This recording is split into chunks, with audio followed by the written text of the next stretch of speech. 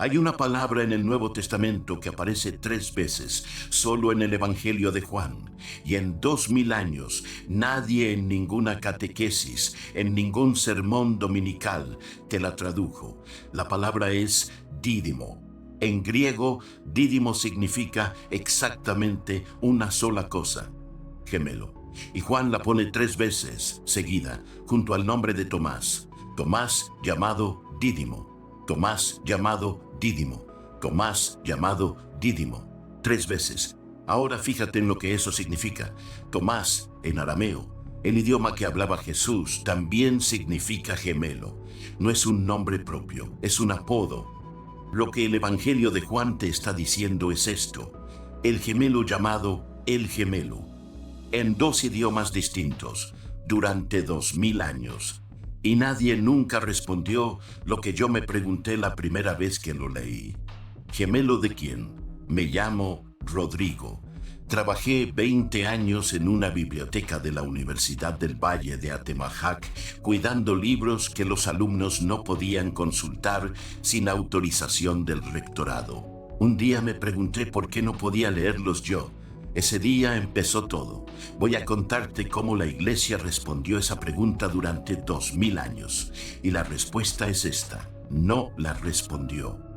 No es que la respondió mal, no es que la respondió de una manera que no me convence, es que decidió que esa pregunta no podía tener respuesta.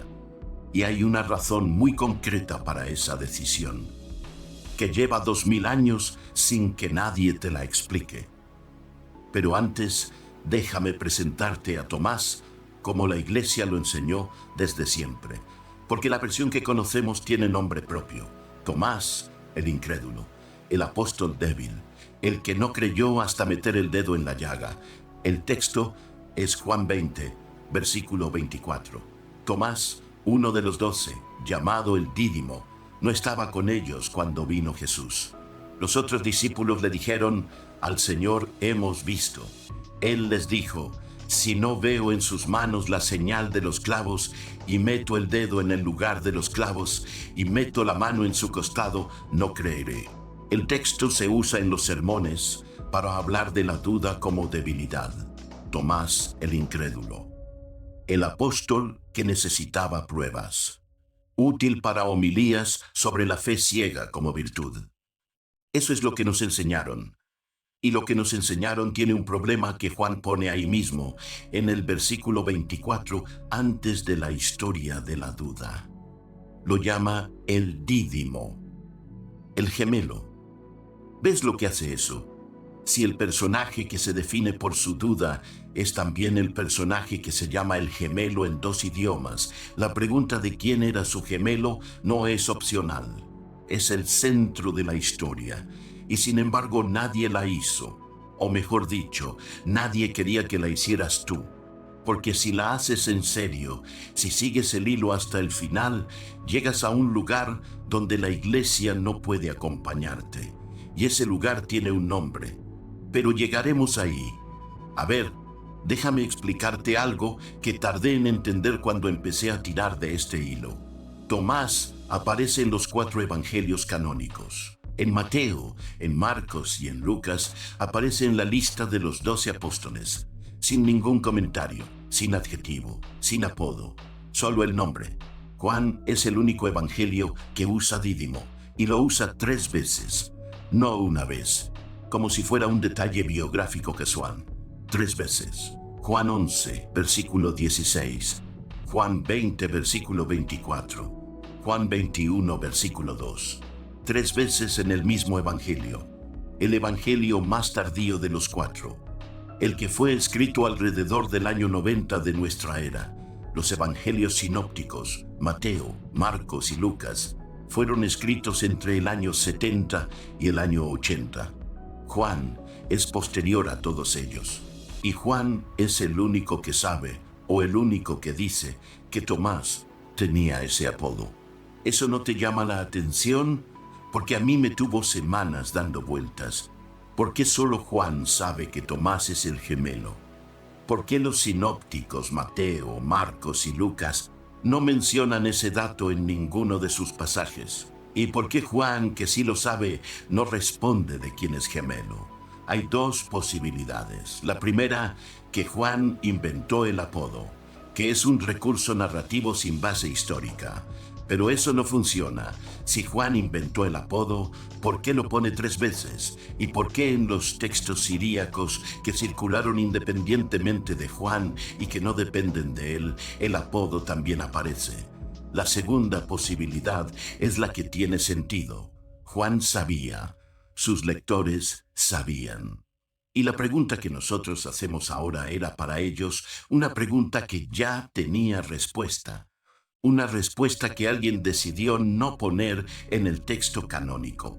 Llegados a este punto, necesito contarte cómo llegué a este tema. Estaba en mi segundo año de teología en la UNIVA. Teníamos una materia de introducción a las lenguas bíblicas. No era filología profunda. Era una introducción básica, 6 semanas de clase, para que los estudiantes tuvieran noción del hebreo, el arameo y el griego cuando se encontraran con referencias textuales. El profesor, que se llamaba Padre Villarreal, era un hombre pequeño con manos de pianista que sabía más idiomas de los que mencionaba. Una tarde de pasada, mientras explicaba cómo muchos nombres en el Nuevo Testamento son apodos descriptivos y no nombres propios, dijo esto. El nombre Tomás viene del arameo toma, que significa gemelo. Levanté la mano. ¿Gemelo de quién? El padre Villarreal me miró un segundo, con esa pausa que los profesores hacen cuando la pregunta es la que no quieren responder.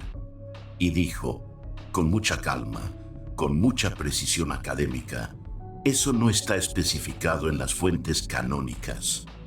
Y continuó la clase. Y mira que tenía razón. Las fuentes canónicas no responden. Pero lo que no dijo, y que yo tardé años en formular, es por qué tampoco preguntan.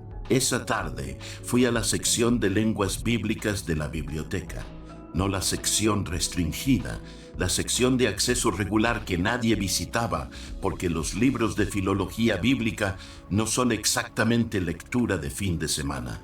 Encontré una edición bilingüe del Evangelio de Juan, español y griego, con notas filológicas al pie. Busqué Juan 11:16. La nota al pie decía esto: Dídimos, del griego, el gemelo. Juan usa el término 3 veces sin identificar al par. Cerré el libro, lo volví a abrir, leí la nota otra vez y anoté en mi cuaderno algo que todavía tengo escrito. ¿Por qué Juan sabe que es el gemelo y no dice de quién? Me fui a casa con esa pregunta y tardé años en encontrar una respuesta que tuviera sentido.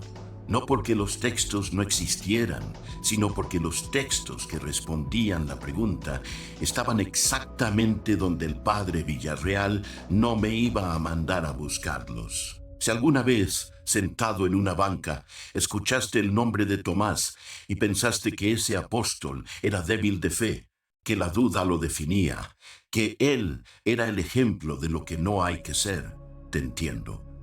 Yo también lo aprendí así. Pero ahora piensa en esto. ¿Qué pasa si lo llamaban el gemelo no como curiosidad lingüística, sino porque lo era? ¿Qué cambia en la historia? Cambia todo.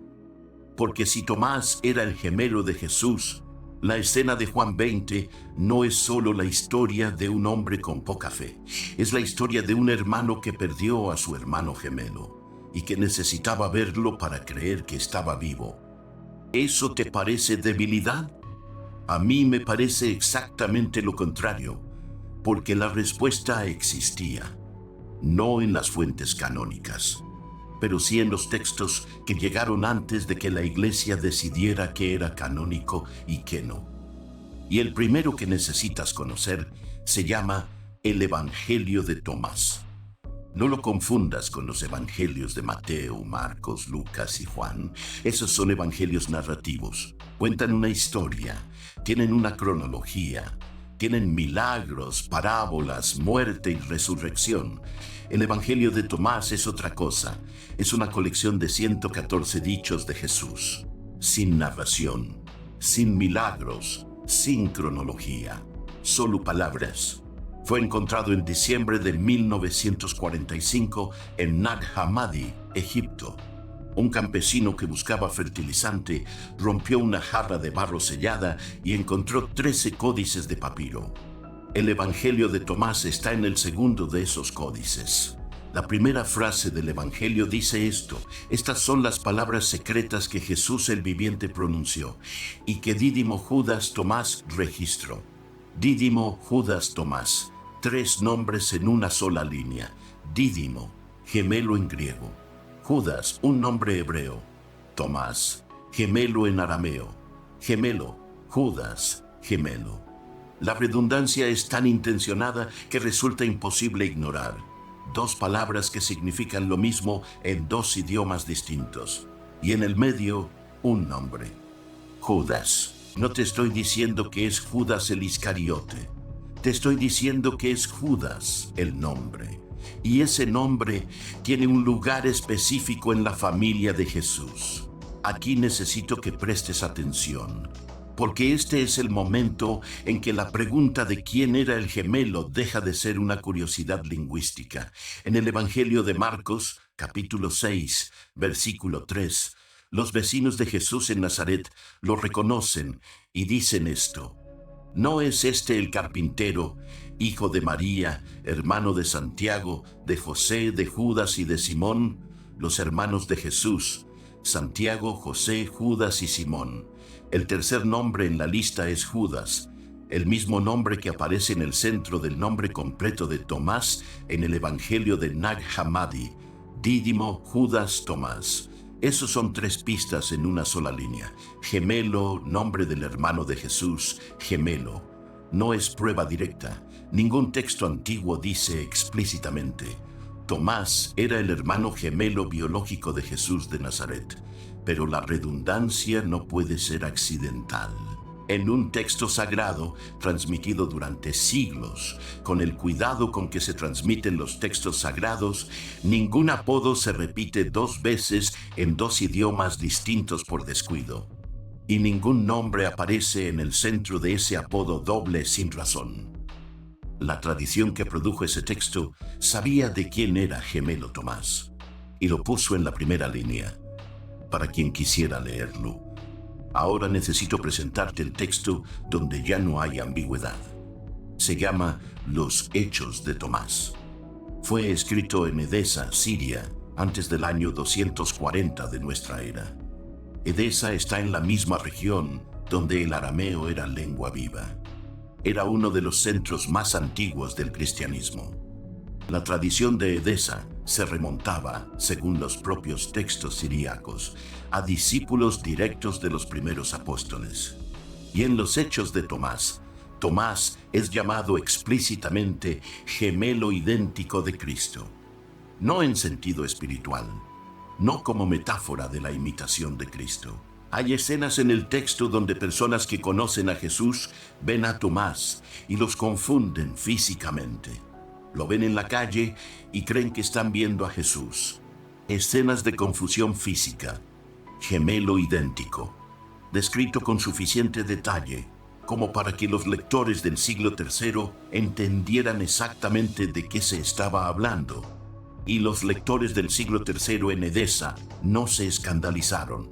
No interrumpieron para decir que eso era herejía, porque para ellos no lo era. Era la fe que conocían, la que habían heredado de los que la recibieron de los primeros discípulos. El Concilio de Trento, en el siglo XVI, declaró los Hechos de Tomás heréticos.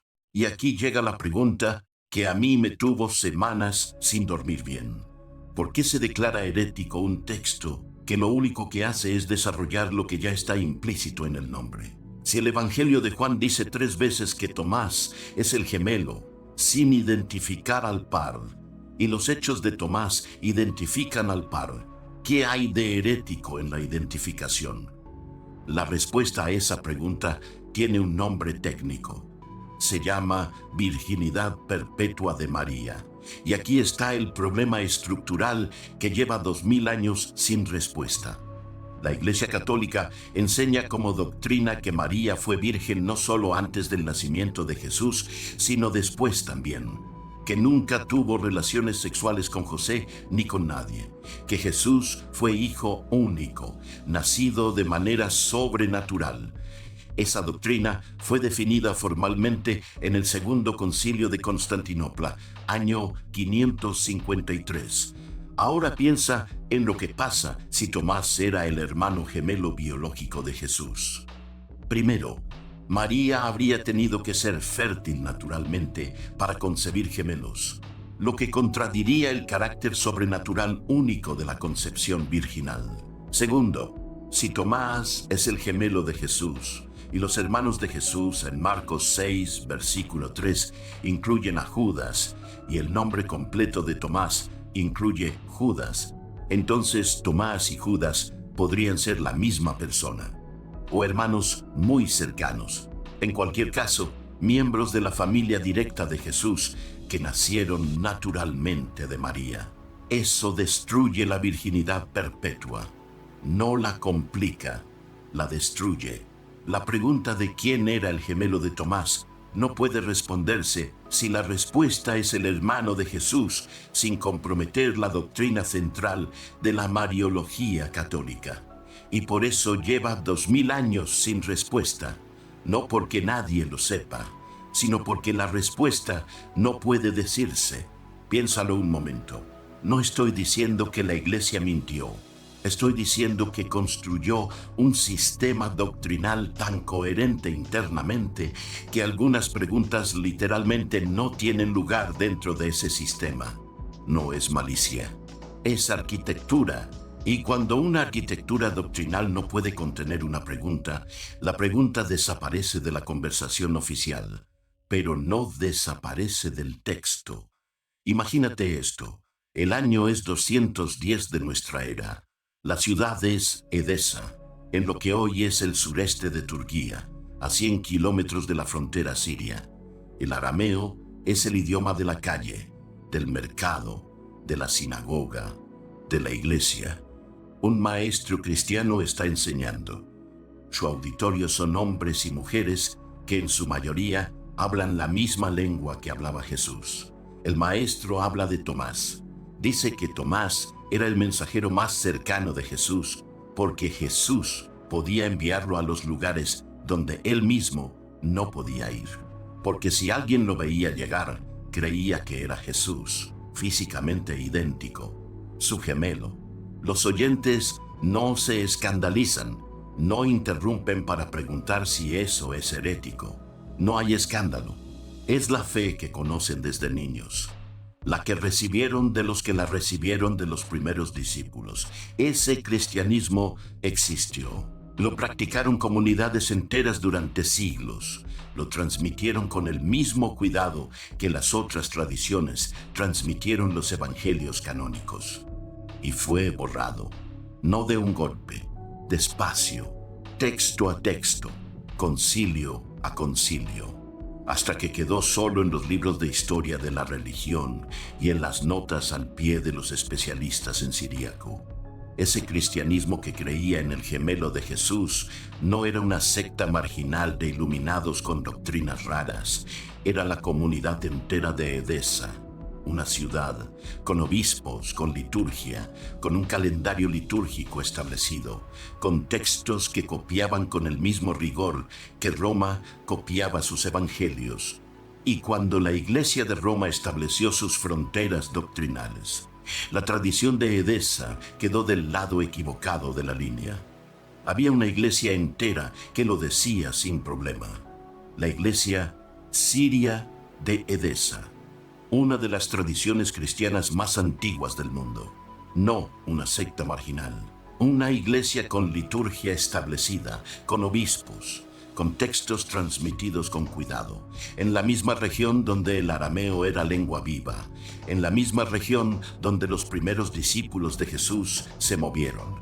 Para los cristianos de Edesa, Tomás era el gemelo de Jesús. No era herejía, era el centro de la fe que habían heredado de los primeros que conocieron a los que conocieron a Jesús. La tradición de Edesa No era un dato periférico, era una de las más antiguas, anterior en décadas a muchas de las tradiciones occidentales que la Iglesia de Roma terminó adoptando como normativas. Y cuando la Iglesia de Roma estableció sus fronteras doctrinales, la tradición de Edesa quedó del lado equivocado de la línea. Los hechos de Tomás fueron declarados heréticos. La tradición siria del gemelo fue silenciada.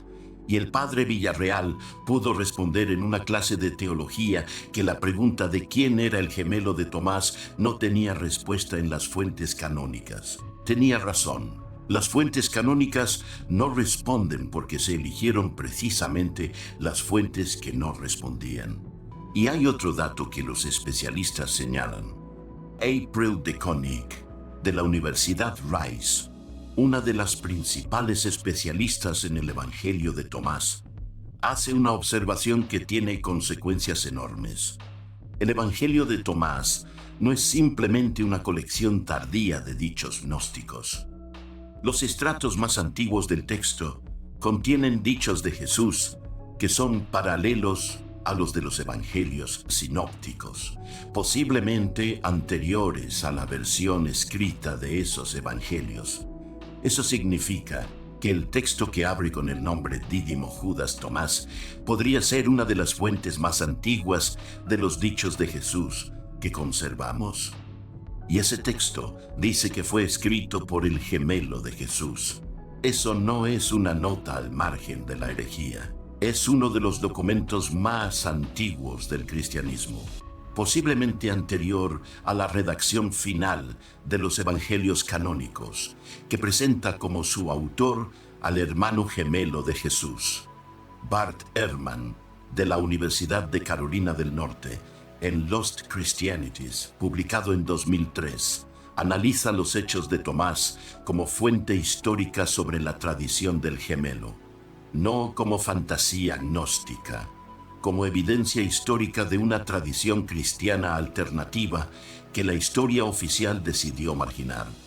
Una tradición que nació en la misma región, al mismo tiempo, con las mismas fuentes directas que las tradiciones que sí entraron al canon. Piensa en esto. Llevas años, quizás décadas, rezando con Tomás como referencia. Si tienes dudas de fe, si hay días en que la certeza se escapa, el sacerdote te dice que Tomás también dudó, que la duda no es debilidad, que incluso los apóstoles necesitaron pruebas.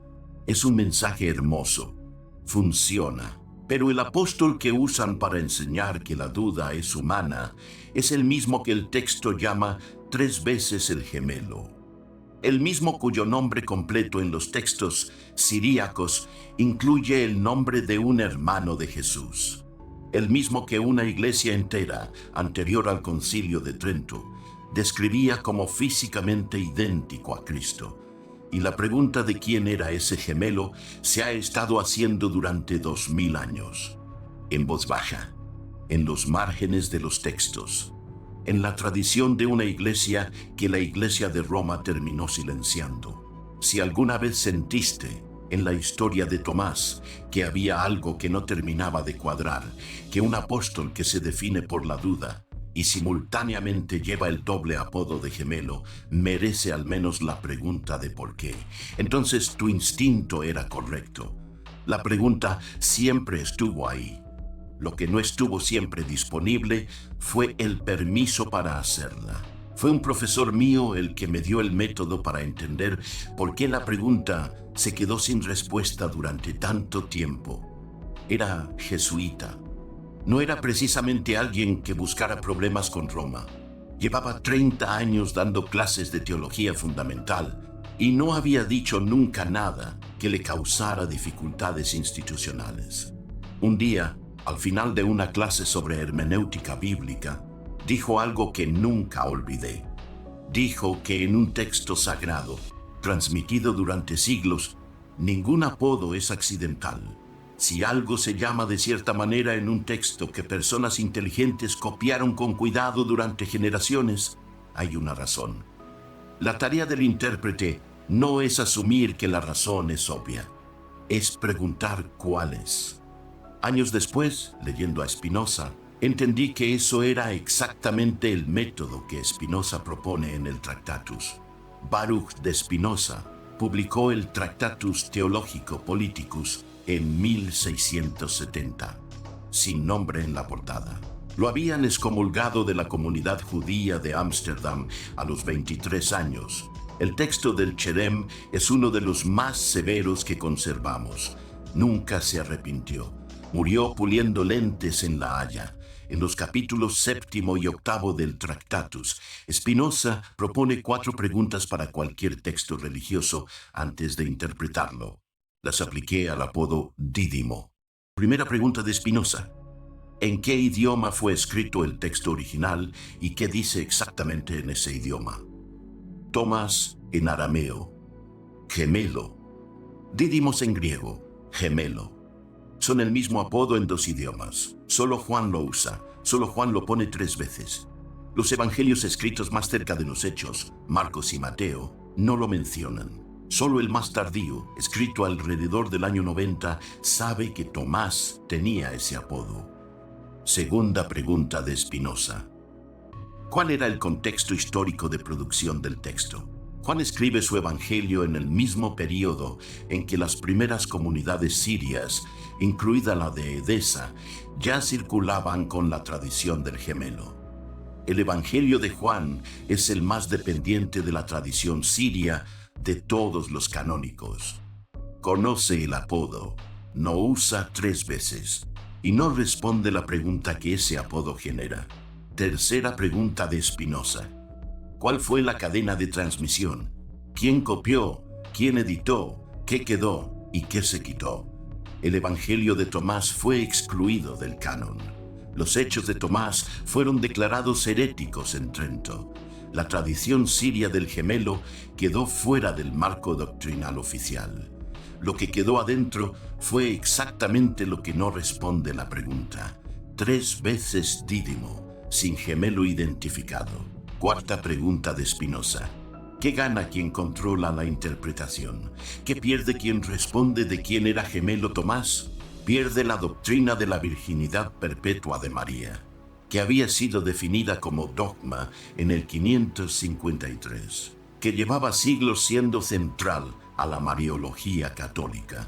Cuando le apliqué el método de Spinoza al nombre de Tomás, encontré exactamente lo que él predijo que encontraría quien hace estas preguntas en serio. Una distorsión que no tiene causa teológica, solo causas institucionales. Y eso es lo que mi profesor jesuita describió sin saberlo cuando dijo que en un texto sagrado ningún apodo es accidental. Tenía razón. El apodo no fue accidental. Y la pregunta que ese apodo genera tampoco. Lo que fue accidental fue que nadie la respondiera en público durante 2000 años. Y sin embargo la pregunta no desapareció. La iglesia siria la preservó. Los textos de Nag Hammadi la preservaron. Los hechos de Tomás la preservaron, hasta que los declararon heréticos. Y el evangelio de Juan, paradójicamente, la preservó también, sin responderla, pero escribiendo 3 veces el nombre que la genera: Dídimo, Dídimo, Dídimo. Como si Juan supiera que alguien, en algún momento, en alguna biblioteca donde nadie iba, porque los libros de filología bíblica no son lectura de fin de semana, leyera una nota al pie y anotara en su cuaderno la misma pregunta que yo anoté. ¿Por qué Juan sabe que es el gemelo y no dice de quién? La respuesta no está en Juan, está en los textos que Juan no podía citar, o no quiso, o no le dejaron. No pueden borrarlo todo, siempre queda algo. Siempre hay una nota al pie, una redundancia inexplicable, un apodo que no tiene gemelo identificable. 3 veces Dídimo sin respuesta. Hay una última cosa que quiero decirte, no sobre Tomás, sobre lo que Tomás representa en la historia del cristianismo primitivo. Tomás, según los Hechos Apostólicos, predicó en la India. La tradición de las llamadas iglesias de Tomás en el sur de la India Es una de las más antiguas del mundo cristiano, anterior en siglos a la llegada del catolicismo romano a esa región. Los cristianos de Kerala llevan 2000 años llamándose a sí mismos los Nasrani, los nazarenos, los discípulos de Tomás. Y en su tradición, Tomás llegó a la India como el mensajero que podía ir a donde Jesús no podía llegar, porque podía pasar por Jesús, porque era su gemelo. No es una teología marginal de los márgenes del mundo antiguo. Es la tradición viva de una iglesia que sobrevivió 2000 años sin necesitar que Roma le dijera de quién era gemelo Tomás, porque ellos lo sabían desde el principio, y eso es lo que la historia oficial no puede explicar sin hacer la pregunta que no quiere responder. Si la tradición del gemelo era herejía, ¿cómo sobrevivió 2000 años en Kerala? ¿Cómo llegó hasta allí? ¿Quién la llevó? ¿Y por qué esas comunidades que conocían el texto desde dentro del idioma que lo produjo nunca tuvieron dudas sobre quién era el gemelo de Tomás? La respuesta que los textos siríacos dan, la que los hechos de Tomás dan, la que los Nasrani de Kerala preservaron, es la misma, y es la que la Iglesia no puede confirmar sin tocar la doctrina de la virginidad perpetua. La Iglesia lleva 2000 años sin responder la pregunta de quién era el gemelo de Tomás. No porque no lo sepa, no porque los textos no existan. Los textos existen. Llevan siglos disponibles para quien quiera leerlos, sino porque la respuesta que los textos dan no puede darse sin destruir una doctrina que lleva más de 1000 años. Tú ya sabes cuál. Hay una iglesia en Kerala que reza desde hace 2000 años sin ese problema. Hay 3 versículos en Juan que dicen Dídimo sin identificar al par. Hay un evangelio de Nag Hammadi que se abre con el nombre del gemelo de Jesús, escrito en 2 idiomas con el nombre del hermano de Jesús en el medio. Y hay un texto siríaco del año 240 que fue declarado herético en el siglo XVI. No porque dijera algo falso, sino porque decía algo que la doctrina no puede contener. ¿Qué harías con esa pregunta sin respuesta? Yo llevo años haciéndola, y el silencio que la rodea me parece más elocuente que cualquier respuesta que alguien pudiera darme. Tú decides qué haces con esto. Ahí lo dejo.